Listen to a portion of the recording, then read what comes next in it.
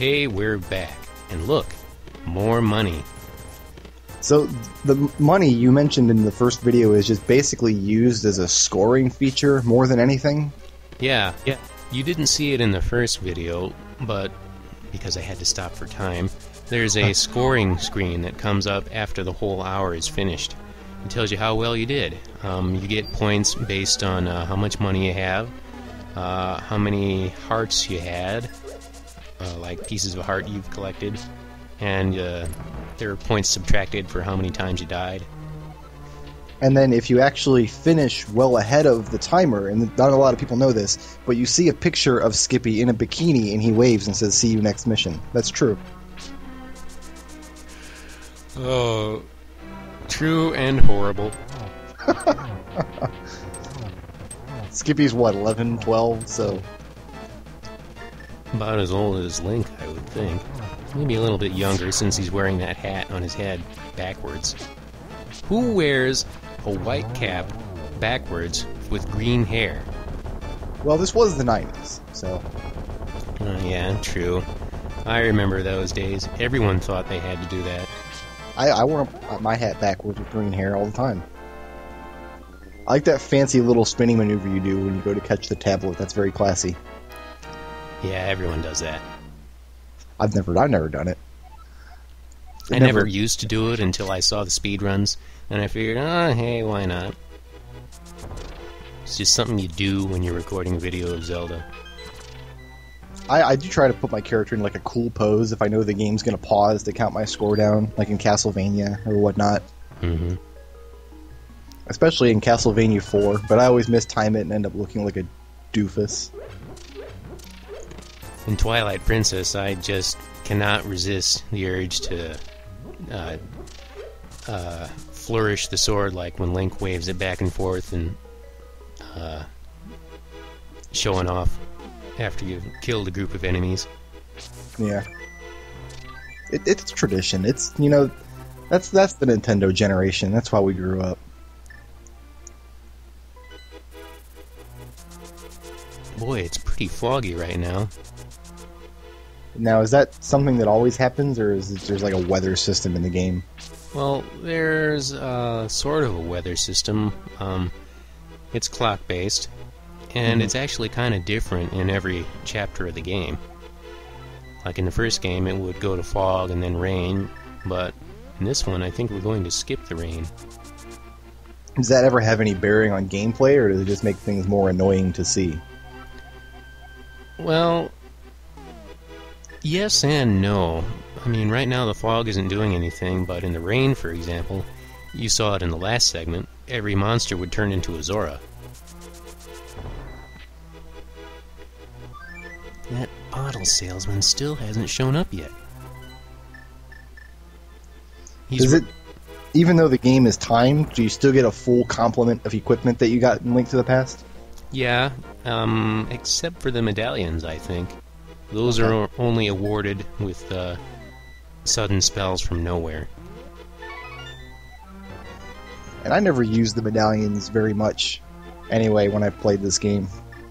Oh, I used them a lot. They're perfect for those kill-all rooms, especially Bombos, because it just sets everything on fire. I'm one of those players who is conservative to the point of stubbornness, especially with my magic meter. I like a full magic meter. Well, when you've played the game as often as I have, you tend to know where all the magic power-ups are, so you can just do what you want because you know where everything is. Oh, look at this. Look at this. Look what they're doing. That is a rip-off. They just tempered my sword instantly. In the first game, you had to go outside and go to the next screen and then come back and look what... They're not even annoyed that I'm trying to get in the way of their work. Look at that. Now, what interests me most is that the little dwarf guy goes out, gets lost, turned into a creature, whatever, comes back, tempers your sword, and then presumably goes out and gets lost again when Link comes back from wherever he is. Yeah, he's hopeless.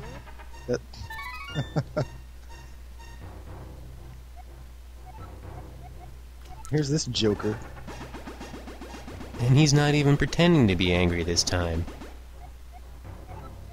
Well, there he is, sort of, but give me a break. I think the original game was way better at this. He's never really been angry, he's just kind of sarcastic. Well, and I noticed your magic meter is horizontal to make room for the game timer. Yeah. Slight alteration to the HUD there. Yeah, it's kind of distracting. I don't know about distracting. I wonder why they decided to make it vertical in the original game anyway. I mean, wouldn't it have made more sense if it were like this, and then you could have kept the status line a little bit smaller?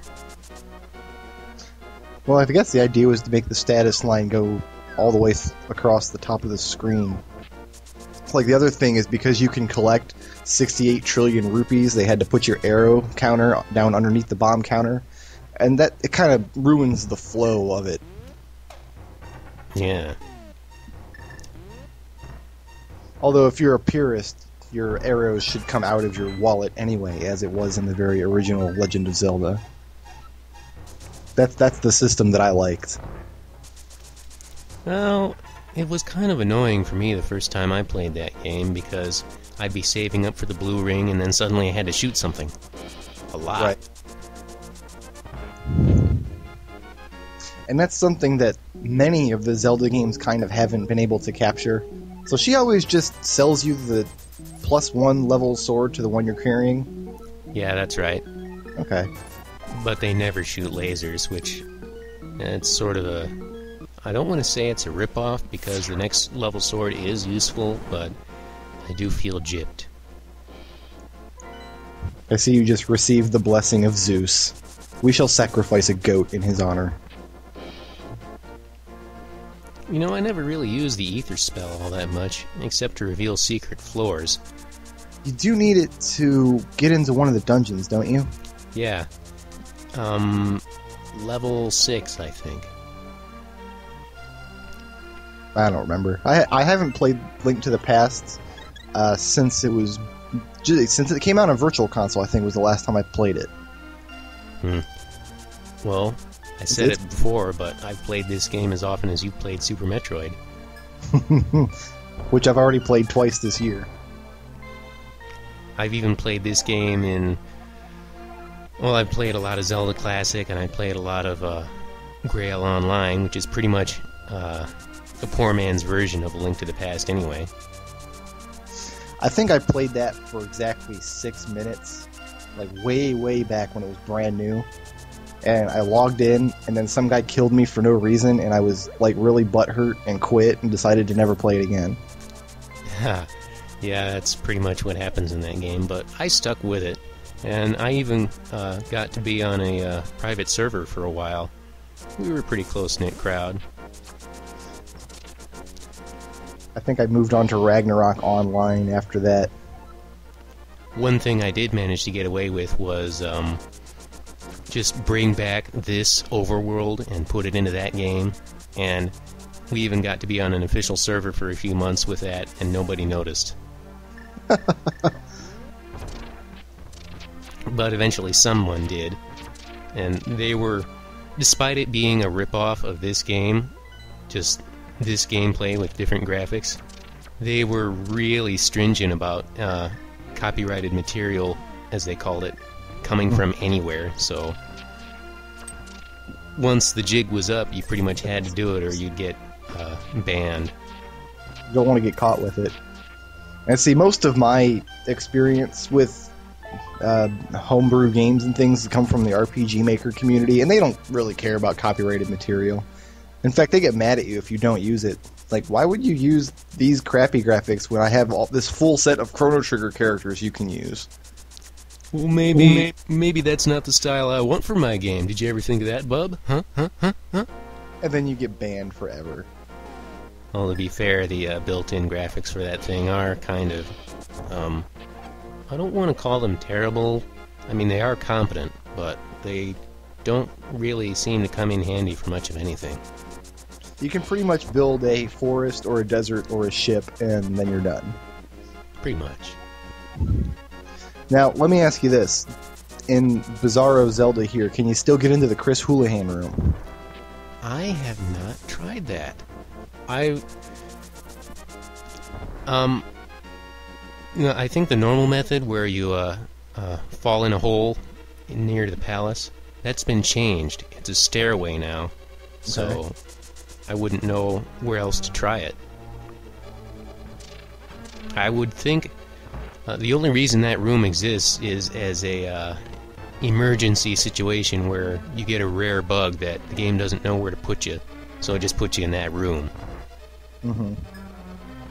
I mean, they fixed it for the GBA version. It's impossible to go there without a cheat code, and the message, I think it's either gone or it's been changed into something else.